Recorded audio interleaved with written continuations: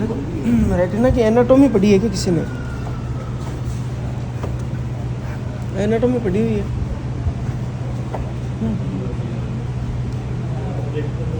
पढ़ी हुई है कि रेटिना की एनाटॉमी? लेयर्स के नाम पता है? पहले मैं पढ़ाता हूँ तुम लोगों को रेटिना की एनाटॉमी। सबसे पहले एक सबसे बेसिक चीज़ होती है, जैसे अपन कोई भी फ़ोटो बनाते हैं ना, इसमें कोई भी फ़ोटो बनाते हैं तो वो होता है डॉक्टर्स व्यू, है ना। जैसे डॉक्टर व्यू में ये राइट साइड है ना, इधर लिखेंगे इस साइड में, तो ये जैसे राइट आई बना रहा हूँ मैं, ये राइट आई है, ठीक है, डॉक्टर व्यू में। और ऑप्टिक डिस्क कौन सी साइड में होती है? नेजल साइड में। ये होगी ऑप्टिक डिस्क नेजल साइड में। और टेम्पोरल साइड में क्या होता है? फोविया, ठीक है। हमेशा जब अपन फोटो बनाते हैं तो डॉक्टर व्यू बनाते हैं, ठीक है। एक तो होता है डॉक्टर व्यू, एक होता है पेशेंट व्यू। पेशेंट व्यू जब भी बनाते हैं, जैसे मैं पेशेंट हूँ, मैं देख रहा हूँ, तो मेरी राइट आई कौन से? इधर, तो फिर मैं राइट इस साइड में बनाऊँगा, ये लेफ्ट साइड में बनाऊँगा। डॉक्टर व्यू क्या होता है? जैसे मैं डॉक्टर देख रहा हूँ तो राइट इधर है, तो ये डॉक्टर व्यू होता है राइट इस साइड में और लेफ्ट इस साइड में, ठीक है। अब सबसे पहले इसका बेसिक बताता हूँ, रेटिना का बेसिक क्या होता है। जैसे ये ऑप्टिक डिस्क है, ये मैकुला है, ठीक है। अभी यहाँ से स्टार्ट करते हैं। ये जो मैकुला होता है ना, मैकुला तो एक बड़ी टर्म है, इसको कई भागों में डिवाइड करते हैं। इसका जो सेंटर होता है मैकुला का, यहाँ बना देते हैं, इसको बोलते हैं फोवियोला। उधर हो रहा है अभी, तो इनको दिख नहीं रहा है, होता है फोवियोला, ठीक है। अब हमेशा जो रेटिना होता है उसमें जो भी देखते हैं अपन डिग्री में देखते हैं, तो फोवियोला माना जाता है सेंटर, तो फोवियोला को बोलते हैं 1 डिग्री हमेशा। इसके रेफरेंस में आगे से आगे डिग्री बढ़ता है, इसको 1 डिग्री पे मानते हैं। या इसके फोवियोला का जो अपन डायमीटर की बात करें तो ये होता है 0.35 mm एक बार। इसका दूसरा नाम क्या होता है? अम्बो। अम्बो का मतलब उबार होता है ये, क्योंकि फोविया में फोवियल जो रिफ्लेक्स होती है वो ब्राइट होती है, उसको अम्बो बोलते हैं। फिर फोविया के चारों ओर होता है, सॉरी, फोवियोला के चारों ओर एक इमेजिनरी लाइन खींचते हैं, इमेजिनरी लाइन, उसको बोलते हैं फोविया। ये हो गया फोविया। फिर इसके एक इमेजिनरी लाइन और होती है, इस पूरे को बोलते हैं मैकुला। तो मैकुला तो एक बड़ी टर्म होगी ना, मैकुला के अंदर आ गया सेंटर में फोवियोला, फिर फोविया, ये पूरा मैकुला हो गया, ठीक है।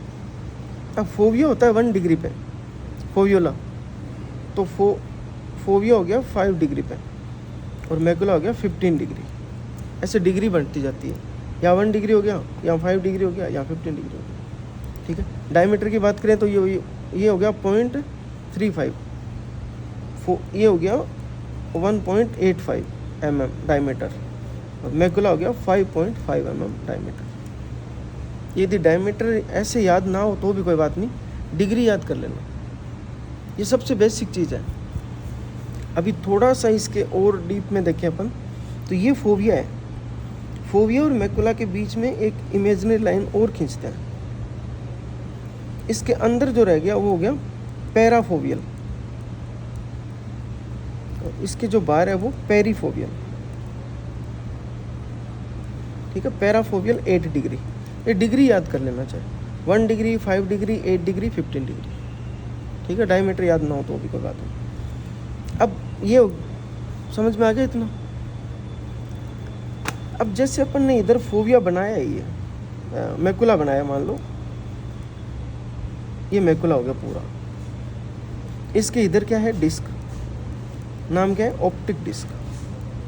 अब इसकी जो डिस्टेंस होती है ना, इसके सेंटर से फोवियोला के और ऑप्टिक डिस्क की मार्जिन होती है, ये इंपॉर्टेंट होती है। ये होती है डिस्टेंस इसकी टू डिस्क डायमीटर, है ना, या 3 mm। एक डिस्क डायमीटर इक्वल टू कितना होता है 1.5 mm। ठीक है, ये तो ठीक है, ये हो गया इसका बेसिक। ये जो अपने को दिखता है ना वो बताया सबसे पहले।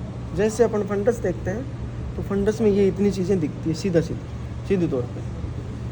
फिर रेटिना की बात करते हैं, रेटिना की जो एनाटॉमी की बात करते हैं, जैसे लेयर से स्टार्ट करेंगे अपन, रेटिना की लेयर से।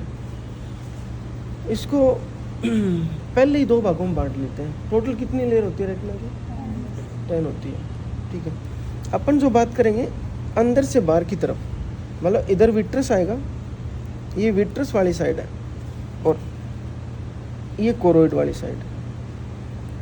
ठीक है, सबसे पहले लेयर होती है, उसका नाम क्या है?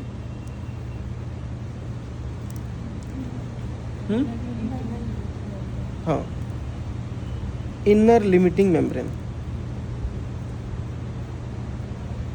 ठीक है, एक्चुअल में इनर लिमिटिंग मेम्ब्रेन होती क्या है? एक सपोर्टिंग सेल होती है, जो आगे बताऊंगा मैं, मुलर सेल होती है, उसके द्वारा बनाई गई बेसमेंट मेम्ब्रेन ही होती है, मेम्ब्रेन ही होती है इनर लिमिटिंग मेम्ब्रेन। उसके बाद में 2 नंबर पे जो लेयर आती है उसको बोलते हैं नर्व फाइबर लेयर। 1 नंबर पे हो गया इनर लिमिटिंग मेम्ब्रेन, फिर हो गया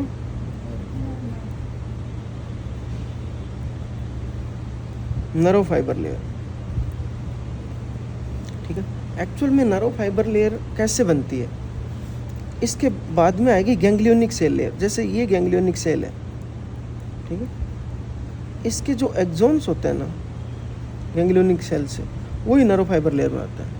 बाकी गैंग्लियोनिक सेल में थोड़ा सा बाद में बताऊंगा पूरी। फिर आती है 3 नंबर पे गैंग्लियोनिक सेल लेयर।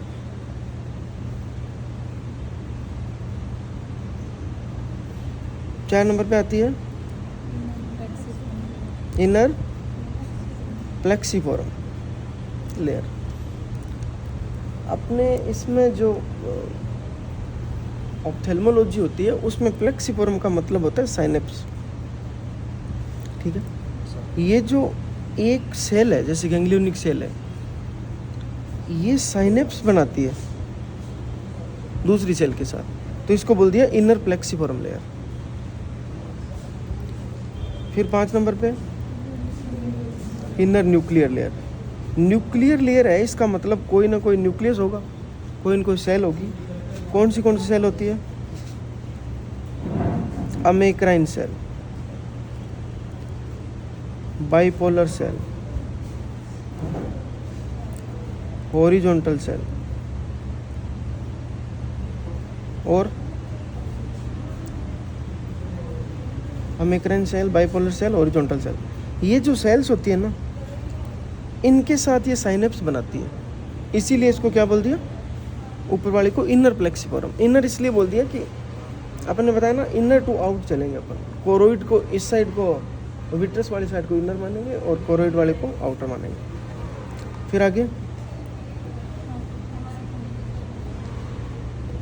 6 नंबर पे आती है आउटर प्लेक्सिफोरम लेयर। वो ये प्लेक्सिफोरम का मतलब ये न्यूक्लियस आ गया, इसका मतलब यहाँ सेल है, तो ऊपर जो साइनेप्स बनाएगा उसको इनर प्लेक्सिफोरम बोल दिया और इधर वाले को आउटर प्लेक्सिफोरम बोल दिया। फिर आगे आउटर न्यूक्लियर लेयर। अब ये आउटर न्यूक्लियर लेयर होता है, उसमें एक्चुअल में न्यूक्लियस किसका होता है? रोड्स एंड कोन्स का। ठीक है, फिर एक्सटर्नल लिमिटिंग मेम्ब्रेन या लेयर बोल दो। फिर आगे पिगमेंट्री लेयर। पिगमेंट्री लेयर का मतलब यहाँ पे पिगमेंटेड सेल होती है। कौन कौन सी होती है? Rods and cones. फिर आगे रेटिनल पिगमेंटेड एपिथेलियम। ये तो लेयर्स हो गई। अभी इनके बारे में जो काम की चीज़ें हैं वो दोबारा बताता हूँ। जैसे गैंग्लियोनिक सेल है, अपन ने इंटरनल लिमिटिंग बताई, फिर नर्व फाइबर लेयर बताई, और ये गैंग्लियोनिक सेल लेयर बताई। जो एक नर्व फाइबर लेयर के बारे में दोबारा बताता हूँ, थोड़ी काम की चीज़। जो नर्व फाइबर लेयर होती है गैंग्लियोनिक सेल से निकलती है, ये सारी नर्व फाइबर लेयर है ना, जैसे ये रेटिना है, ये नर्व फाइबर लेयर्स ऐसे ऐसे सारी नर्व फाइबर लेयर मिलके क्या बनाती है, ऑप्टिक नर्व। ठीक है, और ये एक्सोन्स होते किसके हैं, गैंग्लियोनिक सेल के। गैंग्लियोनिक सेल के एक्सोन से नर्व फाइबर लेयर बनती है, और नर्व फाइबर लेयर मिलके ऑप्टिक नर्व बनाती है। इसका मतलब सबसे इंपॉर्टेंट सेल कौन सी होगी, गैंग्लियोनिक सेल। ठीक है, ऑप्टिक नर्व का काम विजन में ही है, वो तो पता ही है, एफरेंट पाथवे का पार्ट है। अब जो गैंग्लियोनिक सेल होती है ना, वो दो तरीके की होती है, वो बहुत इंपॉर्टेंट है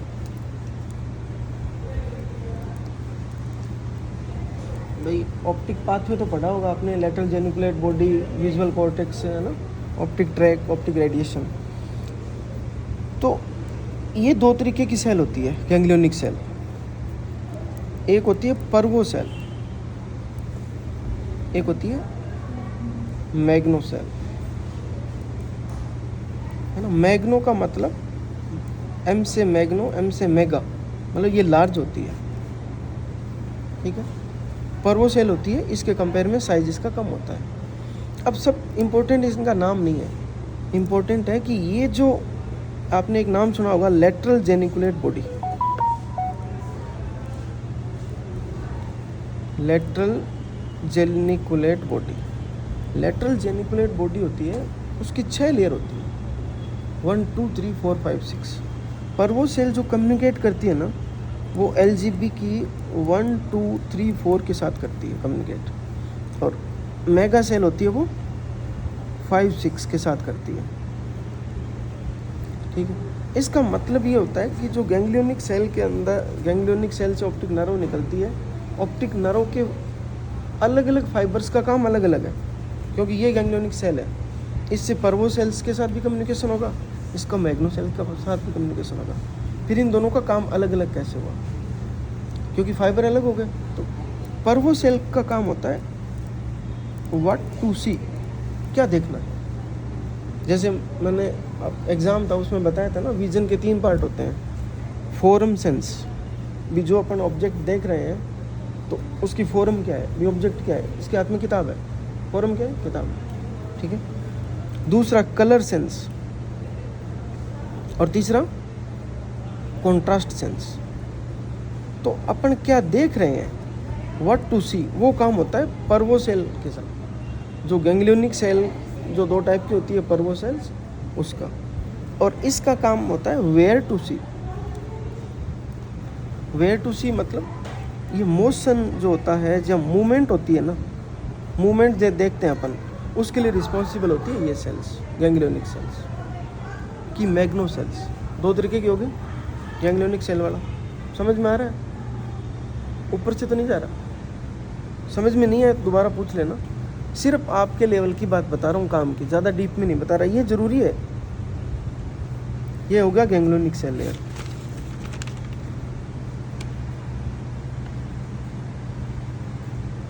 हाँ, उसके बाद गैंग्लियोनिक सेल लेयर में एक चीज़ और बताता हूँ मैं, पहले बाइपोलर सेल बताता हूँ। सपोर्टिंग सेल होती है बाइपोलर सेल, ठीक है। ये एकमात्र, इसकी लेंथ बहुत ज़्यादा होती है, इनर लिमिटिंग मेम्ब्रेन और आउटर लिमिटिंग मेम्ब्रेन के बीच में फैली रहती है, ठीक है। बाइपोलर सेल सबसे इम्पोर्टेंट सेल होती है, इसको बोलते हैं प्राइमरी, जो फर्स्ट ऑर्डर न्यूरॉन, या प्राइमरी बोल सकते हो। फर्स्ट ऑर्डर न्यूरॉन होता है बाइपोलर सेल्स। अब इसके कई टाइप्स होते हैं, जो जैसे अब बाइपोलर सेल का काम क्या होता है, जैसे अपन यहाँ देखेंगे, अपन ने बताया था रोड्स एंड कॉन्स। भाई अपने को लेना देना जो मैं पढ़ा रहा हूँ, विजन से ही तो है, देखने से ही है। देखने के लिए रिस्पॉन्सिबल कौन होती है, रोड्स एंड कॉन्स। अब रोड्स एंड कॉन्स से अपने को ऑप्टिक नर्व तक इम्पल्स लेके जाना है। तो रोड्स एंड कोन से सबसे पहले इम्पल्स लेके, भाई ये साइनेप्स बना हुआ है, तो बाइपोलर सेल होती है वो रोड्स एंड कोन्स के बीच में कम्युनिकेट करती है। फैली होती है इनर लिमिटिंग से आउटर लिमिटिंग के बीच में। तो ये इसीलिए रोड्स एंड कोन्स के साथ साइनेप्स कौन बनाती है? Bipolar cells. इसलिए इसको क्या बोल दिया? First order neuron. ये साइनेप्स बनाती है किसके साथ? गैंग्लियोनिक सेल के साथ। ठीक है, तो ये फर्स्ट ऑर्डर हो गया। तो गैंग्लियोनिक सेल कौन सा हो गया? Second order. Second order neuron. ठीक है, इसके बारे में ज़्यादा पढ़ने की ज़रूरत नहीं है। एक दो चीज़ें हैं जो बाइपोलर सेल की इंपॉर्टेंट है। इसके टाइप्स इंपॉर्टेंट है। भाई कम्युनिकेशन तो कर रही है, चलो ये बात ठीक है, भी रोड्स एंड कोन्स का गैंग्लियोनिक सेल के बीच में कम्युनिकेशन का इसका काम है, लेकिन रोड्स का अलग होता है, कोन्स का अलग होता है, नॉन स्पेसिफिक अलग होता है। अब ये सेल्स भी दो तीन टाइप की होती है। एक तो होती है रोड शेप बाइपोलर सेल्स, ठीक है। एक डिफ्यूज बाइपोलर सेल्स, एक होती है मिडगेट बाइपोलर सेल्स।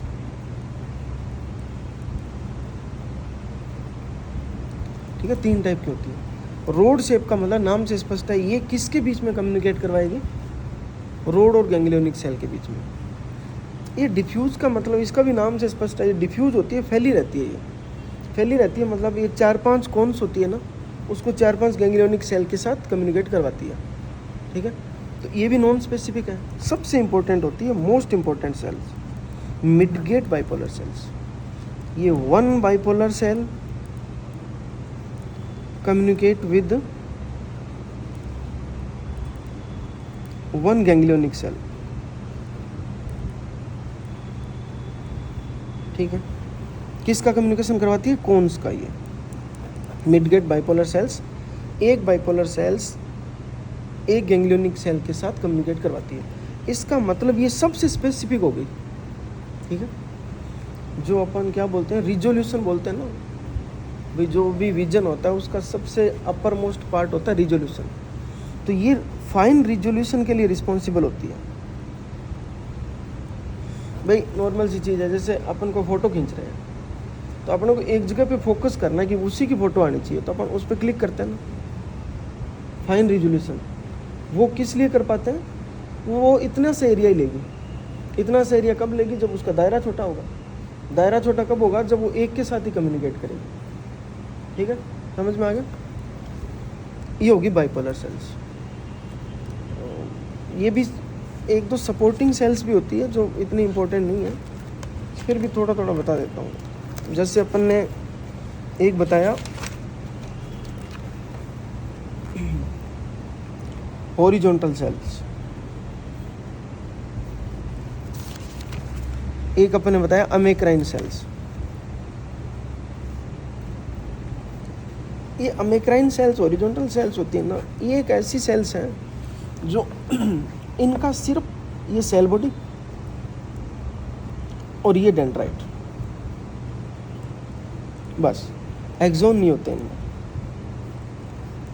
एक्सोन नहीं होते तो ये टू वे कम्युनिकेशन नहीं कर पाते। इसीलिए इनको सपोर्टिंग सेल्स भी बोलते हैं।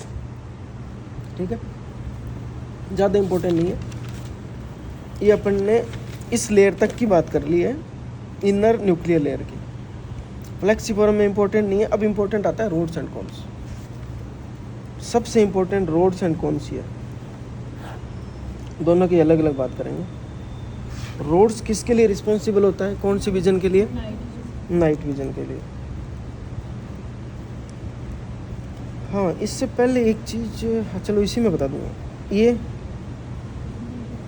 डे विजन बोल सकते हैं, लाइट विजन बोल सकते हैं। सिर्फ डे विजन लाइट विजन नहीं होता, कलर विजन के लिए रिस्पॉन्सिबल भी यही होती है। इसमें क्या होता है देखो, और जैसे ब्राइटनेस के लिए रिस्पॉन्सिबल कौन होता है? कॉन्ट्रास्ट के लिए रिस्पॉन्सिबल कौन होता है? लाइट की ब्राइटनेस कैसी है वो रोड बताएगी। कोई भी ऑब्जेक्ट का कॉन्ट्रास्ट कैसा है वो रोड बताएगी। नाइट विजन रोड बताएगी।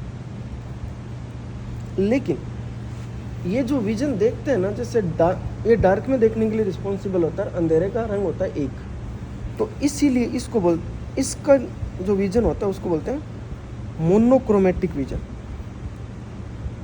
ठीक है। कौन्स होती है, कौन्स कलर के लिए होती है। कलर मेन 3 मानते हैं अपन, रेड, ग्रीन और ब्लू, बाकी सब इन्हीं से बने हैं। तो इस कौन्स का जो विजन होता है उसको बोलते हैं ट्राइक्रोमेटिक विजन। ठीक है।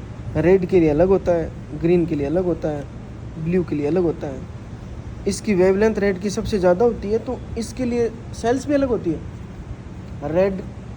रेड दिखाने के लिए रेड कौन अलग होती है, ग्रीन के लिए ग्रीन कौन अलग होती है, सबके लिए अलग अलग होती है। कई बार अपन देखते हैं वो कलर ब्लाइंडनेस, कई लोगों में ब्लू कलर की ब्लाइंडनेस होती है, ट्राइटेनोपिया। इसका मतलब उसके ब्लू कलर दिखाने वाली सेल्स नहीं है उसके पास। रेड कलर की होती है प्रोटेनोपिया, ड्यूटेनोपिया, 3 टाइप की होती है। तो इसकी वेवलेंथ जो होती है ना, सबसे ज़्यादा रेड की होती है तीनों में। वेवलेंथ जिसकी ज़्यादा होती है उस सेल का साइज भी उतना ही ज़्यादा होता है। अब इसके साथ एक चीज़ और बता देता हूँ कि ये सेल्स का डिस्ट्रीब्यूशन कैसे होता है। कौन सबसे ज़्यादा कहाँ होती है? सेंटर में होती है। फोविया जो होता है ना, या अपन बड़े लेवल पे बोले तो मैकुला बोल दो आप, ज़्यादा से ज़्यादा, और फोविया बोलो। फोविया में मैक्सिमम होती है। ठीक है। और फोवियोला में तो ओनली रोड्स होती है, कौन होती नहीं है। जैसे जैसे अपन ने यहाँ बताया था पीछे, जैसे जैसे सेंटर से पेरिफ्री में जाते हैं ना अपन। हाँ, एक चीज़ मैं यहाँ एक बार और बताता हूँ। ये जो ऑप्टिक डिस्क का सेंटर होता है, वहाँ से एक इमेजिनरी लाइन खींचते हैं। इसके अंदर का जो रेटिना होता है उसको बोलते हैं सेंट्रल रेटिना, और इसके बाहर का होता है वो पेरिफेरल रेटिना, है ना। ये दोनों अलग अलग होती है। देखो, rods and cones. Cones centre में ज़्यादा होती है, जैसे जैसे पेरिफेरी में जाते हैं कम होती जाती है। रोड्स पेरिफेरी में ज़्यादा होती है, सेंटर में आता है तो मैकुला में, इसमें फोवियोला में होती नहीं है, 0 होती है। एक थोड़ा सा इंपॉर्टेंट क्वेश्चन मैं अभी पहले भूल गया था, अब याद आ गया। इसमें जो आर्टरी होती है, वेन होती है, ये रह गया था पहले, अब बता देता हूँ। ठीक है। जो रेटिनल आर्टरी होती है और वेन होती है, वेन आर्टरी में रेशियो ज़्यादा किसका होता है, डायमीटर ज़्यादा बड़ा किसका होता है, वेन का होता है। तो आर्टरी वेन रेशियो जो डायमीटर का होता है वो होता है 2:3। लेकिन सबसे इम्पोर्टेंट क्वेश्चन वो तुम्हारे MCQ भी आता है कि ये जो रेटिनल वेन होती है, ये पल्सेटाइल वेन होती है, आर्टरी होती है। पल्सेशन किस में होता है, आर्टरी में होता है। लेकिन ये एकमात्र ऐसी वेन है जो पल्सेटाइल होती है, रेटिनल वेन। ये क्वेश्चन भी आता है तुम्हारा, इंपॉर्टेंट चीज़। ठीक है, यहाँ बता दिया। ये सेंट्रल रेटिना हो गया, ये पेरिफेरल रेटिना हो गया। अब इसमें जब अपन बात कर रहे थे ना, एक बार मैंने बताया था एक पैराफोवियल, फिर पेरीफोवियल। ये पेरीफोवियल मैंने इसीलिए बताया था कि रोड्स सबसे ज़्यादा कहाँ होती है, ये भी आपके उसमें क्वेश्चन आता है। रोड्स मैक्सिमम होती है पेरीफोवियल रीजन में। कौन सी मैक्सिमम होती है, कहाँ पे? हाँ, फोवियोला बोल सकते हो। ठीक है। अब वापिस उस पर चलते हैं। विजन वाला बता दिया कैसे कैसे विजन के लिए रिस्पॉन्सिबल होता है। फिर एक चीज़ आती है कि दोनों में नंबर ज़्यादा किसका होता है, ज़्यादा कौन सी होती है, रोड्स होती है, कौन रोड्स होती है। ज़्यादा नहीं होती, बहुत ज़्यादा होती है रोड्स। जो रोड होती है वो होती है 120 मिलियन। कौन सी होती है 6 मिलियन। 6 मिलियन होती है, ये 120 मिलियन होती है, क्योंकि ये सेंट्रल पार्ट में होता है, पेरिफेरल में नहीं होता। और ये एवरीवेयर होता है, एक एक्सेप्ट सेंटर को। ठीक है। फिर इसकी फिजियोलॉजी पे चलते हैं। जैसे डार्क एडेप्टेशन होता है, डार्क विजन होता है, नाइट विजन होता है, उसके लिए रिस्पॉन्सिबल कोई बायोकेमिकल एजेंट होता है। रोड्स में कौन सा होता है, रोडोप्सिन। कौन्स में फोटोप्सिन बोल सकते हो, आयोडोप्सिन भी बोलते हैं उसको। ठीक है। ये बस इतना सा ध्यान रखना है। फिर इसकी स्ट्रक्चर पे चलते हैं। सबसे इम्पोर्टेंट जो इसकी स्ट्रक्चर का पार्ट होता है, जैसे रोड्स हो या कोन्स हो, इनका जो आउटर सेगमेंट होता है ना, जिसमें पिगमेंट होते हैं दोनों का, भाई ये रोडोप्सिन इसमें है और ये आयोडोप्सिन इसमें है। ये जो पिगमेंट्स होते हैं ना, ये ऐसे अपन क्या बोलते हैं इसको, एक पैक होते हैं वेसिकल लाइक, ऐसे पैकिंग होती है इनकी। जब रोडोप्सिन की ज़रूरत पड़ती है तो रोडोप्सिन यहाँ से रिलीज हो जाता है, इसकी ज़रूरत पड़ती है ये रिलीज हो जाता है। अब जैसे कि ये डार्क विजन के लिए रिस्पॉन्सिबल है। आपको मान लो लाइट में गए हुए 1 घंटा हो गया है ना, फिर इसका काम नहीं है, फिर इसकी शेडिंग हो जाती है। इसकी शेडिंग होती है 1 घंटे बाद, कहाँ जाने पे, लाइट में जाने पे। शेडिंग तो इसकी भी होगी, इसकी कहाँ होगी, डार्क में जाने से, लेकिन होती है 2 से 3 घंटे बाद। ठीक है, ये हो गया पिगमेंट्स वाली बात हो गई। अब ये शेडिंग हुई, ये पिगमेंट्स वगैरह है, इसको फिर लेके कौन जाएगा, मतलब इसको, अब इसके साथ ही एक आरपी और बता देता हूँ, रेटिनल पिगमेंटेड एपिथेलियम लेयर होती है ना, ये ही इसको डिकम्पोज करती है। ये जो शेडिंग होती है ना इनकी, उसको डिकम्पोज का काम यही करते हैं, उसको फेगोसाइटोसिस बोलते हैं। इनका फेगोसाइटोसिस, इसका आरपी का काम होता है, रेटिनल पिगमेंटेड एपिथेलियम का। ये हो गया। इसके बाद सब लेयर आती है रेटिनल पिगमेंटेड एपिथेलियम, उसको बताता हूँ। अब इसका नाम क्यों पड़ा है, पिगमेंटेड एपिथेलियम क्यों पड़ा है? क्योंकि इसमें पिगमेंट होता है। कौन सा होता है? मिलेनोसोम्स होते हैं इसमें, और जिसमें मिलेनोसोम्स होते हैं उसका कलर होता है डार्क, लाइक ब्लैक। ठीक है।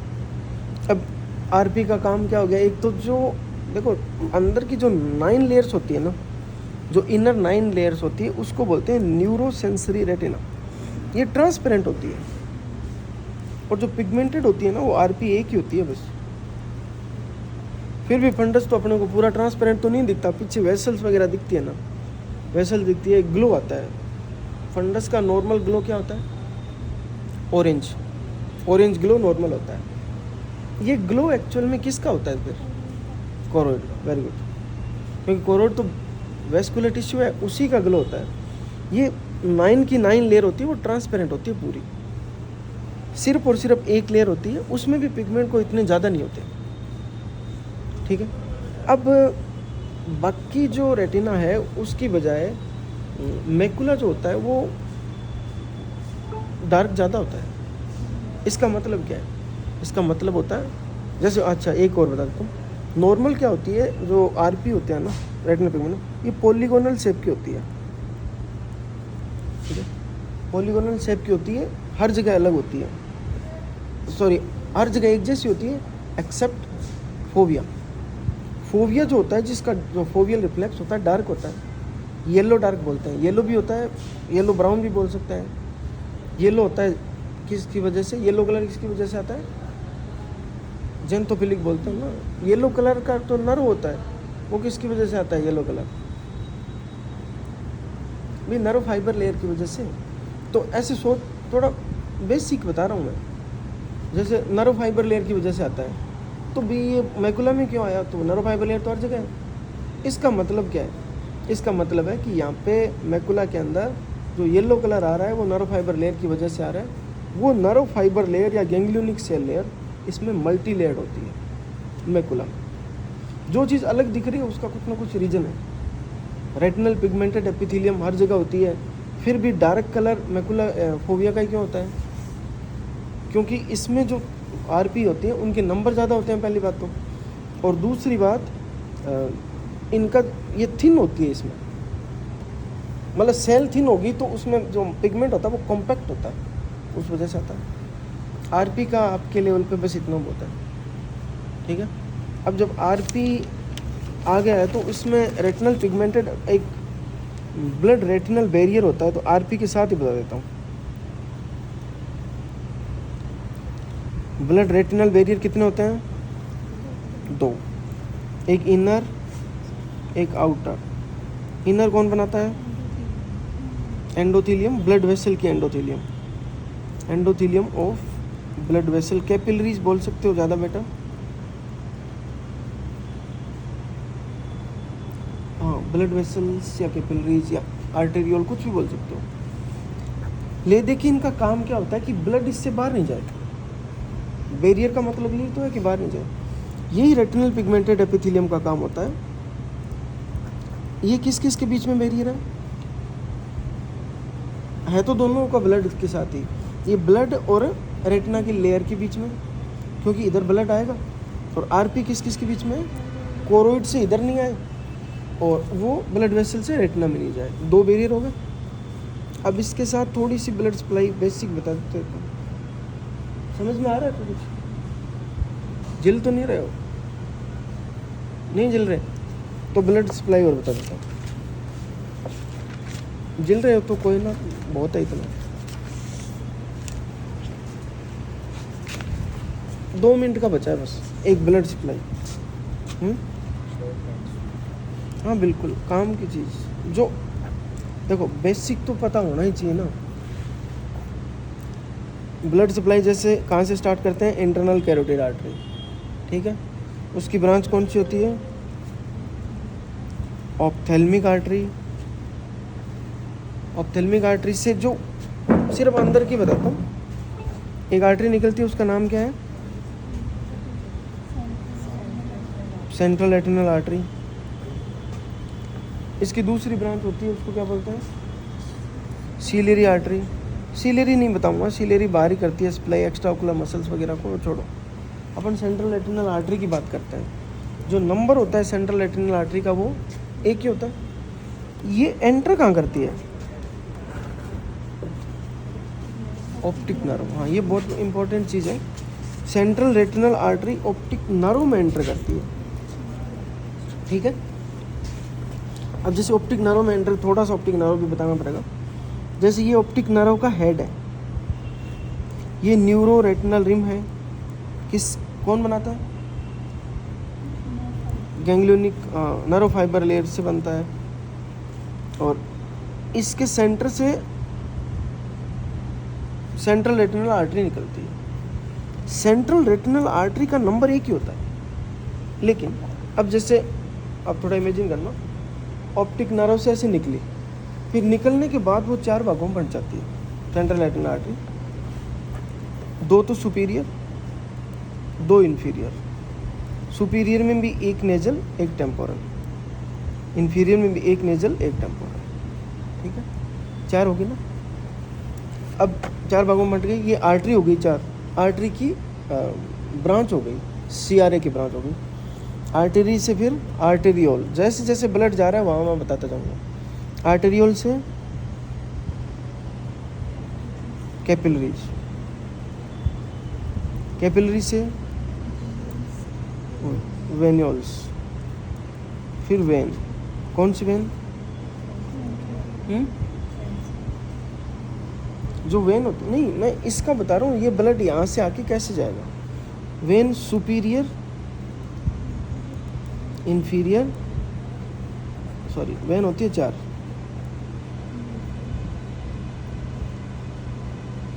सुपीरोनेजल, इन्फीरोनेजल, सुपीरोटेम्पोरल, इन्फीरोटेम्पोरल।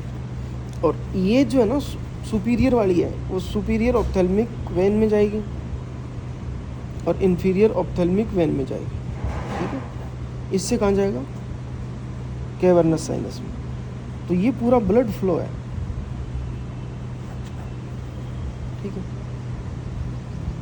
अब एक चीज़ और रह गई, मैं भूल गया था पहले, 2 मिनट का बचा है सिर्फ, वो और बता देता हूँ। जैसे रेटिना का मोस्ट इम्पोर्टेंट पार्ट तो भूल ही गए।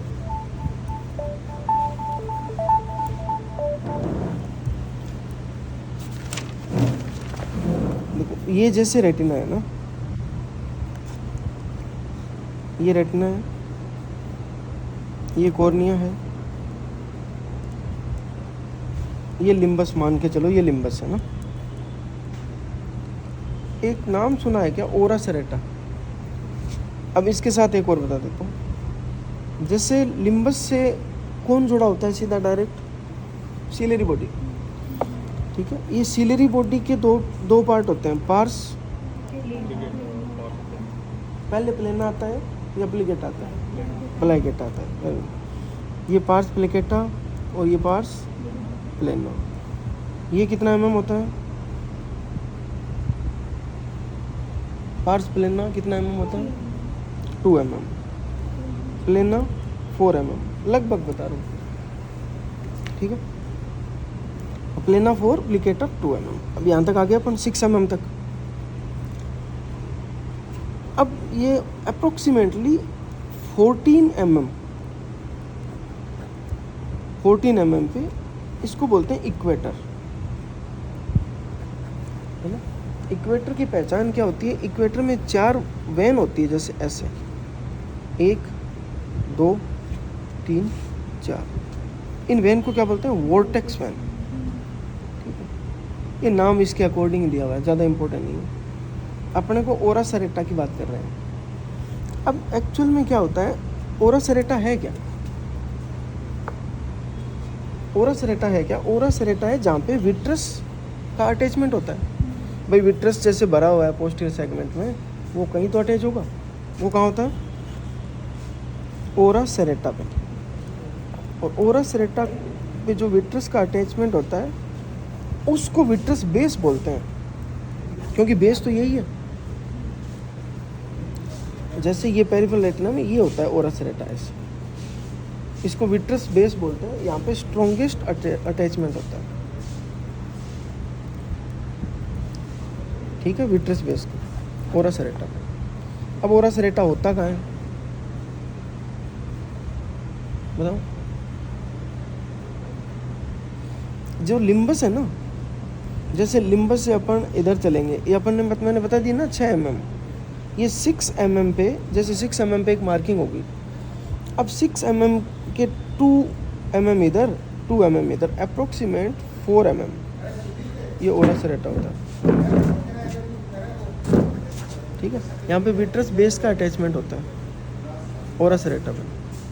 बस इक्वेटर हो गया, ओरा सेरेटा हो गया, बस बेसिक इतना ही है। समझ में आया कुछ?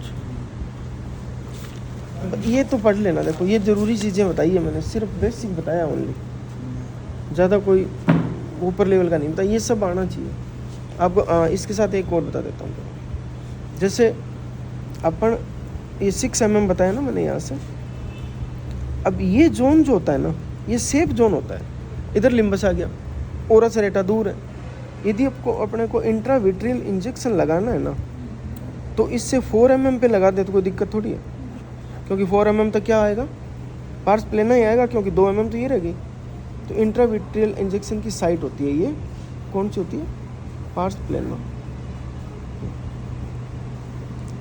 बस कुछ समझ में नहीं आया तो पूछ लो।